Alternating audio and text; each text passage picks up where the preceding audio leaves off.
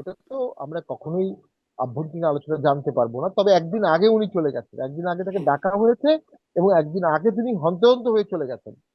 এই একদিন আগে কেন গেলেন এটি আমি মনে করি অত্যন্ত পলিটিক্স এর কোশ্চেনের দাবিদার। দিল্লিতে কিছু বোম ব্লাস্ট হয়েছে এবং বিভিন্ন জায়গায় কিছু বোম ব্লাস্ট হয়েছে, এবং বাংলাদেশের একটি জঙ্গি সংগঠন দাবি করেছেন যে তারা এটা করেছেন, জঙ্গির সাথে সম্পৃক্ত আছে। দেখুন, আমি সবসময় একটা জিনিস অনুভব করেছি, বিগত জুলাই আগস্ট আন্দোলনের সময় খুব স্বল্প সময়ের মধ্যেই কিন্তু জেলখানা থেকে বেশ কিছু জঙ্গি নেতাকে বের করে আনা হয়েছে, হুম। জঙ্গি স্টাইলে একদম ওয়াল ভেঙে দিয়ে তারপর করা হয়েছে। এবং গত এক বছর অনেক জঙ্গি নেতা জামিন পেয়েছে। অসংখ্য অস্ত্র লুট হয়েছে, এই অস্ত্রগুলো এখনো বাংলাদেশে আছে।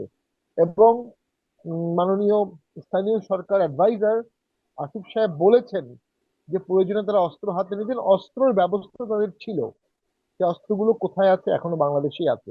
এগুলো থাকা অবস্থায় আপনি ভোট কিভাবে করবেন আমি জানি না, হুম। কিন্তু বাংলাদেশ একটা এক্সট্রিম ইনকিউবেটর অফ টেরোরিজম হতে পারে। এটা দরিদ্র দেশ, মুসলিম দেশ, হুম।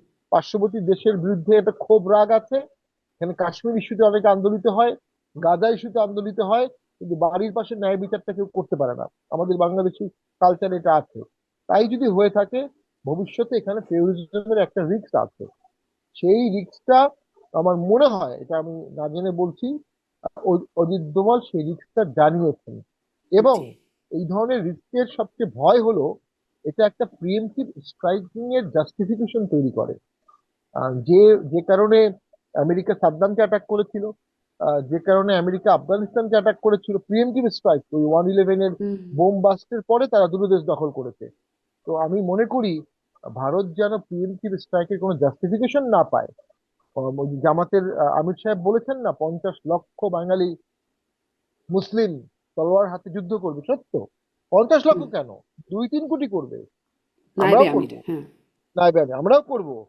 যুদ্ধটা কি স্থলপথে হবে? যুদ্ধ তো আর এখন স্থলপথে হয় না, ড্রোন দিয়ে হয়, ক্ষেপণাস্ত্র দিয়ে হুম। হয়, মিসাইল দিয়ে হয়। তো আমরা হয়তো বুঝতেও পারবো না যুদ্ধ কোত্থেকে হচ্ছে।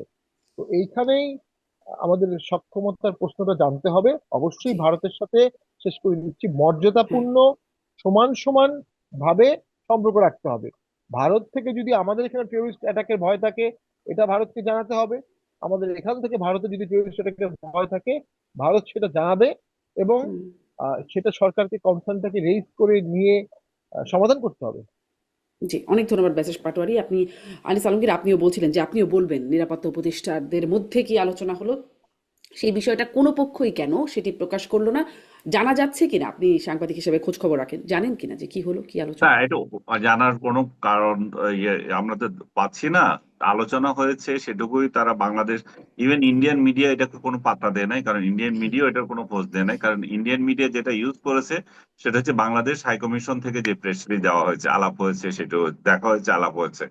এবং একটা ইনফরমেশন শুধু এখানে দেখতে পাচ্ছি, সেটা হচ্ছে যে অজিত ডোভালকে বাংলাদেশে আসার আমন্ত্রণ জানিয়েছে। তো বাংলাদেশে আসার আমন্ত্রণ, এগুলো তো কথার কথা। এবং এই দেশে গেলেন, আপনি বললেন যে আসার জন্য। শুধুমাত্র সিটি ব্যাংকে অ্যাকাউন্ট থাকলেই করতে পারবেন গুগল পে, তাই অ্যাকাউন্ট খুলুন আজই। দেখেন, অজিত দোভালের সাথে যে আমাদের খলিল সাহেবের যে সম্পর্ক, সেটা কমপ্লিট একটা ভারসাম্যহীন সম্পর্ক।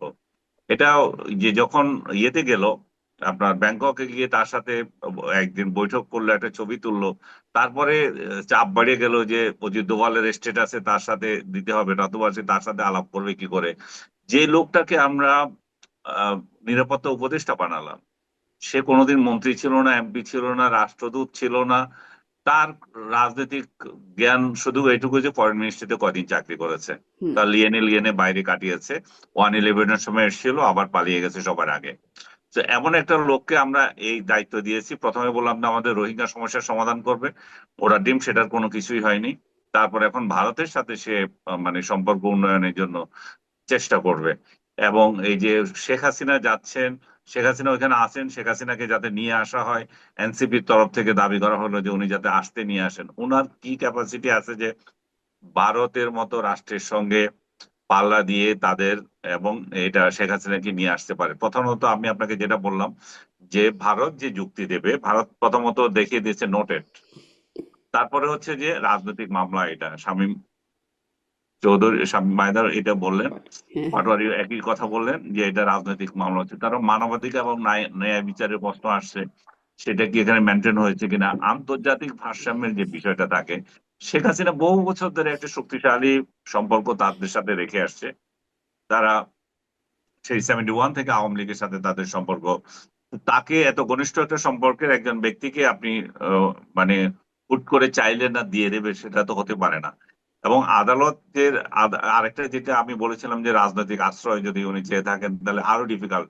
সবচেয়ে বড় যে বিষয়টা হচ্ছে যে উনাকে দেওয়ার জন্য আন্তর্জাতিকভাবেও তো কোনো চাপ ভারতের উপর কেউ রাখতে পারবে না। এখনো কোনো রাষ্ট্র কি বলেছে এই এই এই এই বিচারটা খুব সুষ্ঠু হয়েছে? সবার একই কথা যে এটা বাংলাদেশের অভ্যন্তরীণ ব্যাপার, এগুলাতে আমাদের কোনো চাপ নাই, আমাদের কোনো বিষয় না এটা।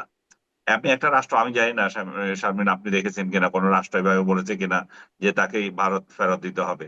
তো ভারতের উপর কোনো চাপই নাই। ভারত এমন একটা রাষ্ট্র, তো সে কি কারণে এটা ফেরত দেবে বা শেখ হাসিনাকে পাঠাবে, সেটা কোনো যৌক্তিকতা নাই। এবং খলিল সাহেব সেখানে অবশ্যই যখন বৈঠক হয় উনি এটা বলতে পারেন বাংলাদেশের তরফ থেকে যে আমরা যেহেতু তার ইয়ে হয়ে গেছে আমরা তাকে ফেরত চাই। আপনি বলেছেন কিনা আমি জানি না, বাট অনুমান করি যে বলতেই তো পারেন, বললে তো কি আসে যায়। তো সেটা হয়তো উনি বলেছেন, কিন্তু ভারতের যে কনসার্ন সেটা একদম প্রকাশ্য ওদের মিডিয়াতে যেভাবে আসছে, সেটা হচ্ছে বাংলাদেশে ঘন ঘন পাকিস্তানি জেনারেলরা সফর করছে, বাংলাদেশে ঘন ঘন পাকিস্তানের মৌলবাদী নেতারা সফর করছে, এবং বাংলাদেশের সাথে ইন্ডিয়াতে যে বোম বাস্টিং হলো কয়েকদিন আগে, সেটার সাথেও তাদের মিডিয়া বাংলাদেশকে জড়াতে চাচ্ছে। বলা হচ্ছে বাংলাদেশকে ব্যবহার করে পাকিস্তান এই কাজ করছে। তো তারা সেই সময় আমি আমি আমি বিশ্বাস করি যে অজিত দোভাল এই যে খলিল সাহেবকে এক গাদা অভিযোগ সেটা ধরিয়ে দিয়েছে, এগুলা সমাধান করেন। এছাড়া জি, আর ওনার কাছ থেকে আর কোনো বার্তা পেয়েছেন আমার মনে হয় না।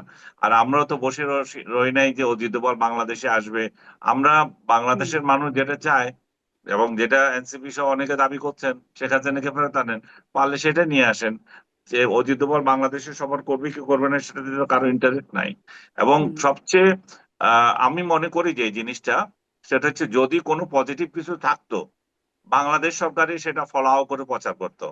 যেহেতু কোনো কিছু হয় নাই এবং হুম। কথাবার্তাও ঠিক মতো হয়েছে কিনা সেটা তো সন্দেহ হয়, সেই জন্যই এটা নিয়ে কোনো একটা শব্দ সরকারের তরফ থেকে নাই। জি, আমি আসলে মানে এই যে সবকিছু মনে করছি, আমরা ধারণা করছি, কিন্তু এই মানে সরকারের পক্ষ থেকে কেন স্পষ্ট হয় না? আপনিও বলছেন হয় নাই। কিন্তু কেন হয় না সেটা নিয়ে আমি একটু পরে আসি। কিন্তু আনিস আলমগীর, আপনার কাছে একটু ব্যক্তিগত জায়গায় একটা প্রশ্ন করি যে, আপনি ওই যে রায় নিয়ে বিভিন্ন জায়গা থেকে প্রশ্ন তুলছেন, ন্যায় বিচার হলো কিনা সেটি নিয়ে আপনার প্রশ্ন।